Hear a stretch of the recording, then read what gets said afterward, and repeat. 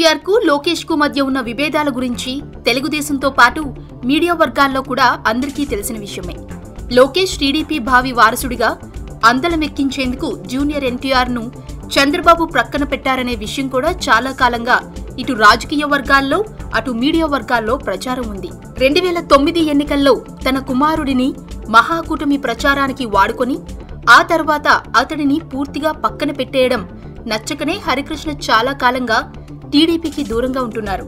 అయితే నిన్న అమరావతిలో లోకేష్ అత్యంత ఆశ్చర్యంగా తనకు జూనియర్ ఎన్టీఆర్ కు ఎటువంటి విభేదాలు లేవనడం అందర్నీ ఆశ్చర్యానికి గురిచేసింది. తనకు ఎన్టీఆర్ కు మధ్య గొడవలు ఉన్నాయనే ప్రచారం పూర్తిగా మీడియా సృష్టేనని ఆయన ఓ స్టేట్మెంట్ కూడా ఇచ్చేశారు. దీంతో కంగు తినడం మీడియా వంతైంది. నిజంగా అసలు గొడవలు లేకపోతే టీడీపీ నిర్వహించే ముఖ్య కార్యక్రమాలకు జూనియర్ ఎన్టీఆర్ ను ఎందుకు ఆహ్వానించడం లేదని మీడియా మిత్రులు కొందరు గుసగుసలాడుకోవడం వినిపించింది.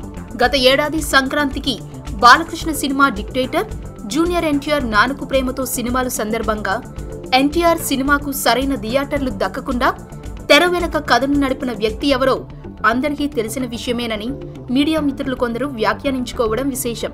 ఏది ఏమైనా లోకేష్ ఎంత కవర్ చేసినప్పటికీ జూనియర్ ఎన్టీఆర్ కు అతడికి వ్యవహారం ఉప్పు నిప్పులా ఉందనే విషయం జగమెరిగిన సత్యమని రాజకీయ విశ్లేషకులు కూడా వ్యాఖ్యానిస్తున్నారు.